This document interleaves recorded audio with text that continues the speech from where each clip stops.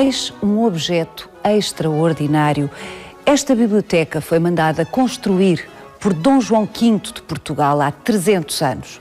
É a mais sumptuosa biblioteca universitária que se conhece no mundo. Uma obra-prima do barroco europeu.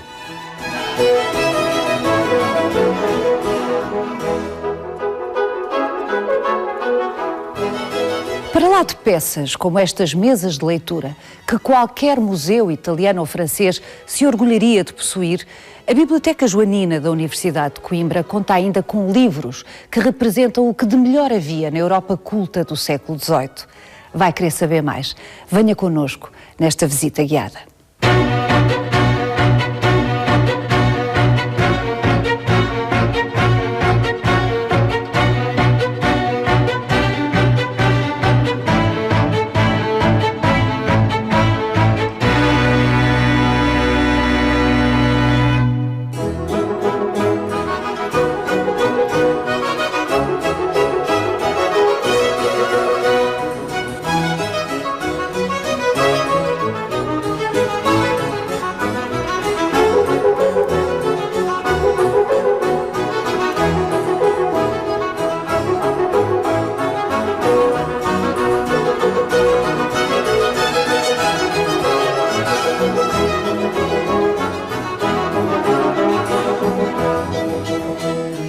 A Universidade de Coimbra foi criada há mais de 700 anos pelo rei Dom Dinis.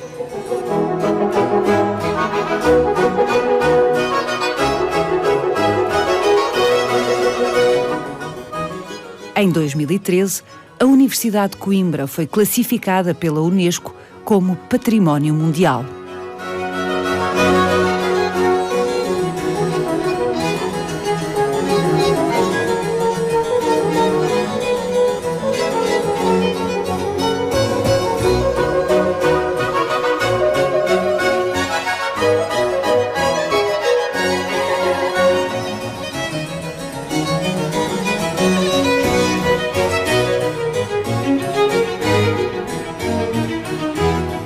Qualquer adjetivo peca por defeito quando se trata de descrever a Biblioteca Joanina. É de tal forma extraordinário este objeto que o melhor é ver. Sob que figura estamos nós aqui? Logo à entrada, na primeira sala.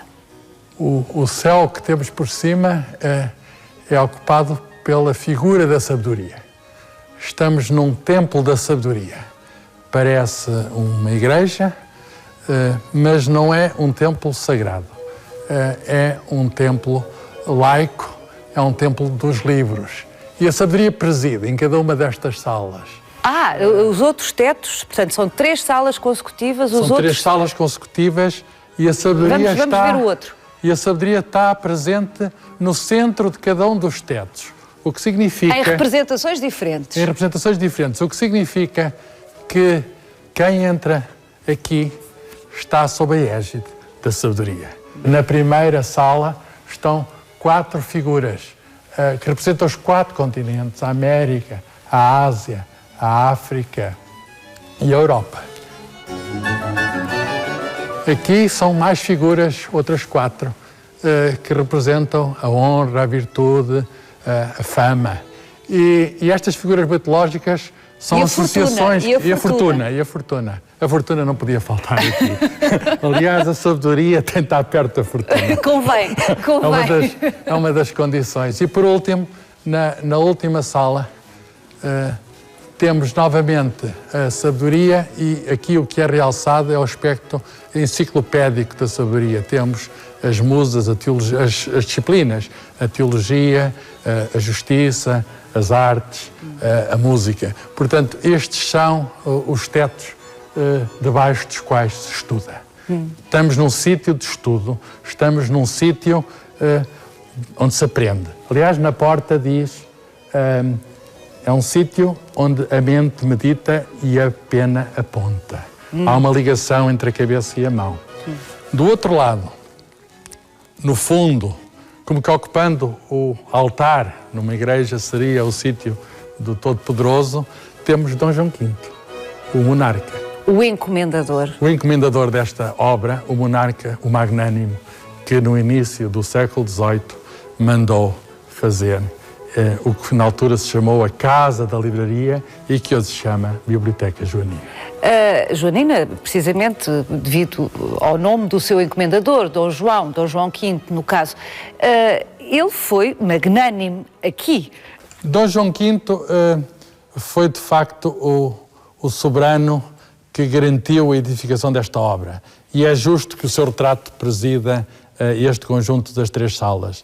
Debaixo do retrato há uma inscrição em latim que diz: feita foi de João V esta obra. A obra deve ser o espelho do rei. E, de facto, a obra é rica porque o rei era rico. A obra mostra este cosmopolitismo, é um reflexo do mundo, porque o rei governava um vasto mundo. E era um rei rico porque... Império com territórios em todos os continentes. Todos os continentes. O rei Dom João V, aliás, o nome Quinto é da sucessão monárquica, mas podemos brincar e dizer que havia 1/5 dos impostos do ouro do Brasil que revertiam para a coroa real. Era um rei poderoso porque, na altura, tinha-se descoberto, no final do século XVII, minas de ouro no Brasil. Então, o Império Português era um dos impérios mais ricos do mundo. Só um império rico podia, de algum modo, fazer esta obra. O reitor da universidade reparou que a biblioteca que dispunha aqui muito perto, aqui no Paço Real, que servia já de residência das escolas, que essa biblioteca não servia já às necessidades dos estudantes e dos professores. É normal, as bibliotecas... Portanto, existia uma biblioteca... Existia uma biblioteca antes. Aliás, desde que há a universidade, que há a biblioteca. A biblioteca da Universidade de Coimbra está agora a comemorar 500 anos. Já quando a Universidade de Coimbra estava em Lisboa, havia aí uma biblioteca. E os livros começaram a ocupar o espaço, como acontece em todas as bibliotecas. A certa altura, o reitor pediu um espaço maior ao rei. E o rei deferiu e mandou fazer não uma sala maior, mas mandou fazer esta casa, que é um acrescento ao lado da Capela Real, que mesmo aqui ao lado da Biblioteca Joanina. E foi um gesto magnânimo. Porque, fez jus ao cognome. Foi jus ao cognome. Foi o mesmo monarca que havia de fazer a Torre da Universidade, pouco depois, mandar fazer, que havia de fazer o Palácio de Mafra, onde também há uma biblioteca lindíssima, que havia de fazer o Aqueduto das Águas Livres. Portanto, era um rei que marcou o início, a primeira parte do nosso século XVIII. Mas desculpe interromper, essa questão é sempre muito relevante. Marcou.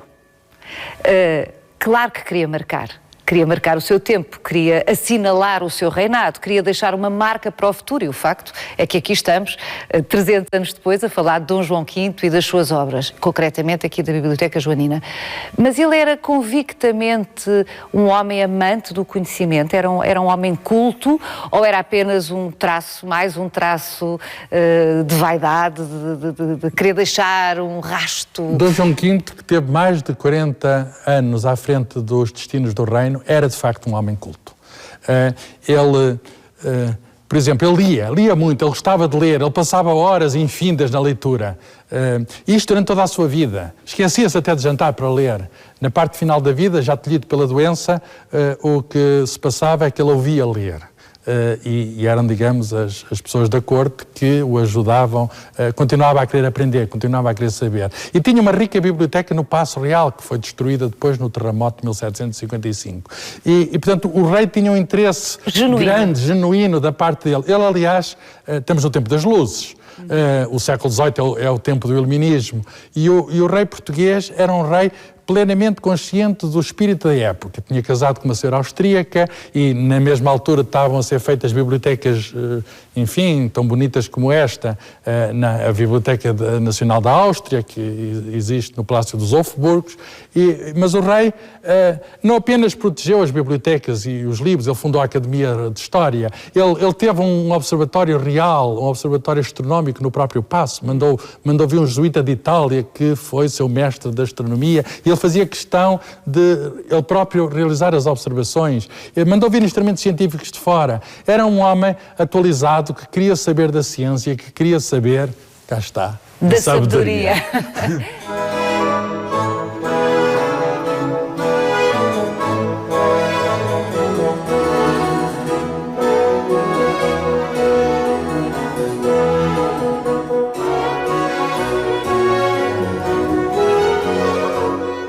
estávamos no século XVIII, que é o tempo na ciência do Newton. Este espaço foi feito no tempo do grande Newton, que é, digamos, corresponde ao auge do conhecimento dos céus também. É o tempo também na música do Bach, Johann Sebastian Bach, ou o tempo de um grande músico que o monarca trouxe de Itália para Lisboa, que é um dos maiores músicos da época e de sempre, Scarlatti, Domenico Scarlatti, que teve alguns anos em Portugal e comentou, quando cá esteve, que não era preciso ele ter vindo, porque havia aqui também músicos notáveis. Ele estava-se a referir, por exemplo, a Carlos Seixas. Vamos ouvir um pouco de Carlos Seixas enquanto subimos à mezanine desta biblioteca? Muito bem.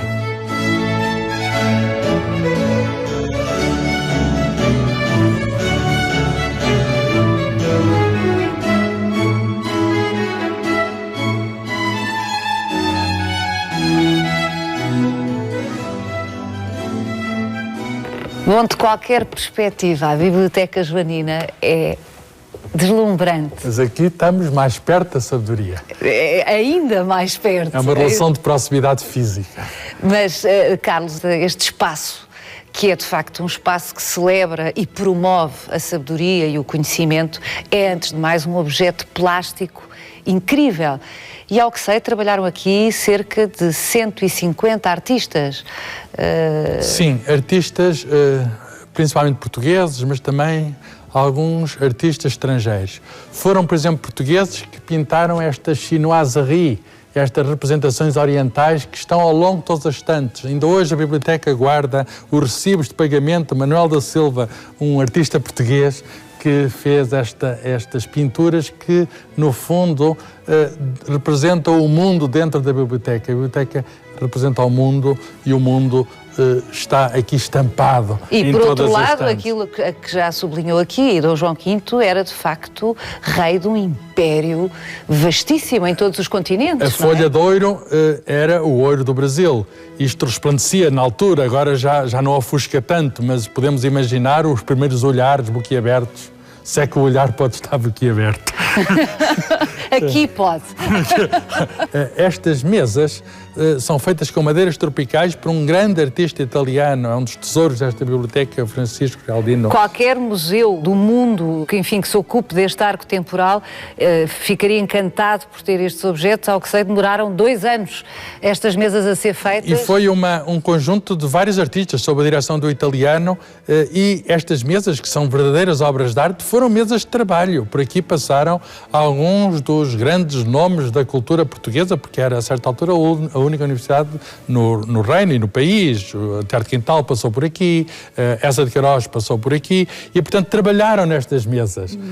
E isto dá um espírito muito particular a este lugar. Não é apenas a arte, não é apenas os livros, é também o ar que se respira, que foi respirado por outros. Para chegar aos livros lá de cima, e há nesta biblioteca cerca de 55 mil livros, nos 3 pisos deste edifício, coloca-se uma escada. E a escada está dissimulada dentro da estante, convenientemente pintada, e tem aqui um pequeno truque para colocarmos a escada, e esta escada depois vai assentar aqui e posso subir e ir mais alto buscar um dos livros desta estante. E todos estes livros hoje estão funcionais, significa que... Os livros estão funcionais, mas deixe-me sublinhar, quer dizer, isto é design português, ao que sabemos, que funciona exemplarmente, qual design escandinavo, há 300 anos. É uma solução muito imaginativa que surpreende e funciona. Ainda hoje esta escada é usada pelos funcionários da biblioteca quando alguém pede uma das obras que estão no topo. E muitos destes livros podem ser lidos sem ser em presença direta, porque estão digitalizados e podem ser consultados em todo o lado do mundo graças a novas tecnologias. E, portanto, esta biblioteca... Nós estamos a passar agora o site... Alma Mater é o repositório de livros antigos da Universidade de Coimbra, onde há cerca de 7 mil obras que podem ser vistas fez no conforto do lar ou até em viagem num telemóvel, e portanto a Biblioteca Joanina é uma biblioteca aberta. A Biblioteca Joanina, que representava e que tinha conteúdos de todo o mundo, nesta altura está acessível a todo o mundo. Em todo o mundo. Extraordinário. E esta obra polifónica, no sentido em que tem tantas frentes de mérito e tantas competências, e como já dissemos, os artistas foram de tantas artes, escultores, pintores, marceneiros, pintores.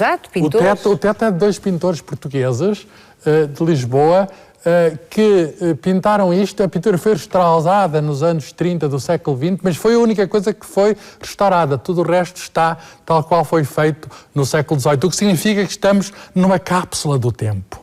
As condições aqui nesta biblioteca são condições muito particulares, até do ponto de vista ambiental, de modo a preservar os livros, a arte. A temperatura é perfeita. A temperatura, isto tem a ver com a construção do edifício. Há um mistério, não se sabe quem foi o arquiteto. Era o que eu ia perguntar, não se sabe, não é? Há um mistério e os historiadores podem... Houve um mestre de obras português, Gaspar Ferreira, que tomou conta da obra, mas ele ia a Lisboa receber instruções e vir o desenho.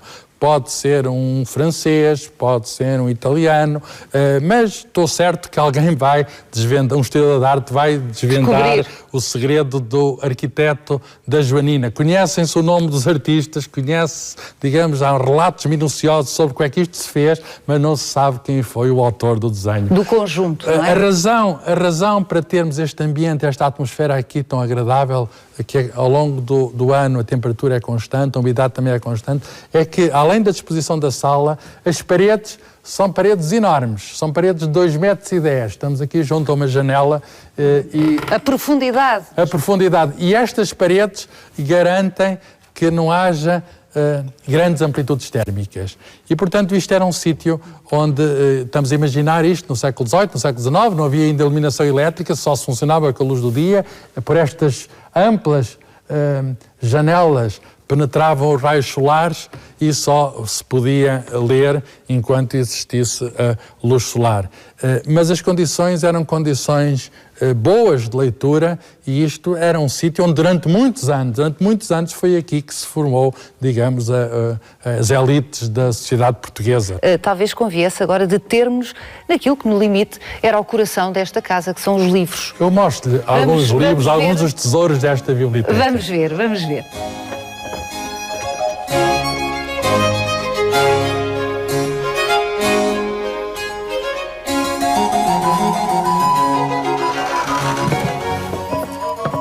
Venha por aqui.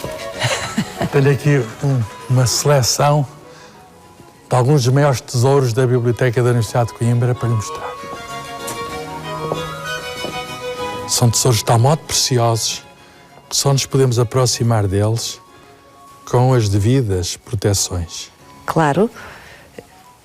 E selecionamos 4 obras fantásticas, todas elas, de 4 séculos diferentes.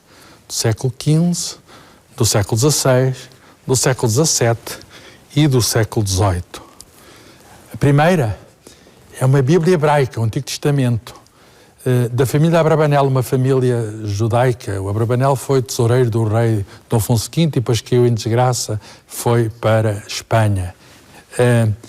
É uma obra manuscrita, agora já posso pegar. É uma obra manuscrita.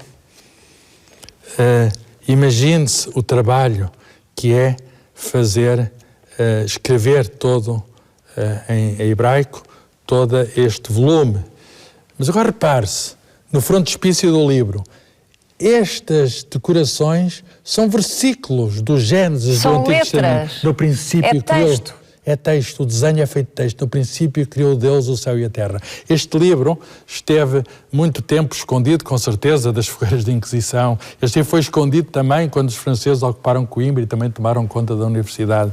Este livro está aqui e resistiu a 5 séculos e é uma marca que é possível resistir ao obscurantismo, resistir, digamos, a forças que são, de algum modo, forças escuras. Os livros são candeias na escuridão e nós conseguimos, mesmo quando a noite escura, consegue-se guardar muito bem guardado, como sempre foi, e trazê-lo até aos dias de hoje. Este é um dos livros mais extraordinários da história de Portugal. É um dos 3 volumes dos roteiros da Índia, do Dom João de Castro. Dom João de Castro foi o vice-rei da Índia, e esse vice-rei foi também um cientista. Ele vai de Lisboa, na carreira da Índia, até Goa, com a bússola na mão, a registar dia após dia todas as observações, na esperança de conseguir determinar a longitude, que era um problema, mas não conseguiu. Mas registou tudo, registrou inclusive correntes, marés, ventos, tempestades. E, chegado à Índia, ele faz estes mapas riquíssimos que mostram as caravelas portuguesas, que mostram os povoados portugueses, os castelos portugueses, os marinheiros portugueses. Vêem-se aqui. Vêem-se aqui com a bandeira portuguesa, e este livro... extraordinário. É um livro extraordinário porque mostra como é que foi possível que tivéssemos ido até um país tão pequeno, com pouca gente, tenha ido até sítios tão remotos e tivesse edificado estas cidades em estilo, enfim, que é um misto de estilo europeu e estilo oriental. Deixe-me só perguntar, os outros tomos deste Atlas, no fundo, é disso que se trata? É uma espécie de Google Maps do século XVI. Foi feito, este volume que aqui está é de 1541. Os outros 2 volumes estão, um na British Library de Londres e outro na Biblioteca Nacional de Lisboa. Todos juntos formam, de facto, um atlas da presença portuguesa na Índia, e não só na Índia, no Mar Vermelho, no Suez. Quer dizer, este é o 3º volume. Extraordinário. Aqui temos a peregrinação de Fernão Mendes Pinto. Fernão Mendes Pinto foi um dos primeiros portugueses a chegar ao Japão. Chegaram lá em 1542 e levaram eles as armas de fogo. Além das armas de fogo... As armas de fogo que permitiram a unificação do Japão, tal como o conhecemos hoje. De algum modo, os portugueses vão mudar a história do Oriente em termos de introdução de tecnologia. E não é só a história militar, a história científica, os telescópios, os relógios mecânicos são introduzidos no Oriente por missionários portugueses ou então estrangeiros que passavam por Portugal. E isto são os relatos extraordinários. Na altura não se acreditava no que ele dizia, porque aqui já não são as histórias apenas dos heróis, são as histórias também dos anti-heróis. Na China, no Japão, na Índia, na Tailândia, no antigo Sião. E cá está um livro que ele redigiu quando voltou do Oriente, em Almada. Ele era natural de Montemoro Velho, aqui em Coimbra. Está com licença do Santo Ofício. Parece que houve alguma censura, que o relato, digamos, não é absolutamente fiel, mas, enfim, daquilo que se podia publicar. Mas Fernão Mendes Pinto tinha a noção de que era perseguido, e porque ele tinha cindido com a Companhia de Jesus. Tinha sido noviço da Companhia de Jesus. Exatamente. E depois rompeu com os jesuítas. E não há aqui referência à Companhia de Jesus, quando a Companhia de Jesus era uma presença importante do Oriente. Basta lembrar a figura de São Francisco Xavier, com quem ele, aliás, terá tido contacto. Esta é a primeira edição. Esta é a primeira edição. E a primeira edição já póstuma, porque ele deixou tudo preparado para o livro ser editado já depois dele morrer. Demorou 31 longos anos até o livro vir à luz do dia. Dos prelos de um famoso editor em Lisboa, com nome estrangeiro, Pedro Cresbeck, 1614. Com as armas nacionais. Um livro, de facto, que é uma peça da literatura de viagens, não apenas portuguesa, mas mundial. Finalmente, em 1709, ainda antes da construção desta biblioteca onde estamos, há um estudante brasileiro, Bartolomeu de Gusmão, que, muito jovem, tinha 23 anos, o monarca era ainda mais novo do que ele, tinha 19 anos, e o estudante pede ao rei uma permissão, está aqui o documento, Bartolomeu Lourenço, na altura ainda não se chamava Gusmão, adotou depois o nome, que diz que tem descoberto um instrumento para andar pelo ar. E isto, no fundo, é o pedido... A passarola voadora. É o pedido de patente do balão, um dos primeiros pedidos de patente em todo o mundo. E o monarca magnânimo diz que baixou ao passo e dignou conceder, e não só a licença para construir um instrumento, ele pôs uma quinta sua em Alcântara, em Lisboa, à disposição do estudante para ele fazer a sua invenção, para pôr por prática o tal instrumento, mas diz mais que os direitos revertiam a favor dos seus herdeiros. Com certeza, ele era sacerdote, era padre, não iria ter descendentes diretos, mas devia ter algum herdeiro que pudesse ter a patente. Mas como se sabe, a passarola voou no paço de Dom João V, era um pequeno balão, mas depois houve muito enfim, houve muita poesia jocosa, houve muita sátira e foi um empreendimento que ficou por ali. Ele não conseguiu prosseguir. Mas aqui estamos. Demorou 80 anos até os irmãos Montgolfier em França terem feito a passarola. A nova passarola, a passarola francesa erguer-se no céu. Aqui estamos a falar de Bartolomeu de Gusmão, séculos depois, portanto, esse empreendimento que terá falhado à luz dos seus contemporâneos foi qualquer coisa de visionário. Ele foi um pioneiro da aeronáutica. Por falar em passarola, aqui neste ambiente da Biblioteca Joanina, por vezes, à noite, passam morcegos. Há concertos que aqui se fazem à noite que são interrompidos por morcegos. E, digamos, os bibliotecários gostam de ter aqui os morcegos, porque os morcegos comem os pequenos insetos, são insetívoros, e os insetos são inimigos dos livros. Portanto, de algum modo, os morcegos são amigos dos livros. E há aqui um ambiente especial, há aqui todo um ecossistema, também com animais estranhos que à noite pairam aqui, localizando os obstáculos através desse fenómeno natural que eles têm do eco e conseguem não chocar com as estantes, não chocar com nada do que aqui está, graças, digamos, aos mecanismos de ecolocalização que eles são dotados. Os turistas que aqui vêm perguntam pelos morcegos, eles não gostam de aparecer. Não gostam de pessoas. São muito recatados, mas são habitantes da biblioteca, são, de algum modo, os guardiões destes livros. Carlos, isto está tudo tão bem pensado que dir-se-ia que depois de concebida e executada esta biblioteca, hoje com 300 anos, dispensava completamente mais cuidados aos humanos. Mas não é bem assim, porque os nossos amigos morcegos, os morcegos amigos dos livros, portanto também nossos amigos, exigem, apesar de tudo, uma cautela humana, que é, todas as noites, tem que se... Estas mesas, estes bufetes onde agora colocamos estes livros, estes tesouros, todos os dias, ao fim da tarde, quando a biblioteca encerra, quando os turistas deixam daqui vir... E são muitos. E são muitos, que isto agora é património mundial da Unesco, portanto estamos num sítio que é um sítio protegido, mas estas mesas são cobertas precisamente para quê? Precisamente para que o guano, os excrementos do morcego, não caiam sobre as mesas, destruindo, corrompendo quimicamente estas obras de arte.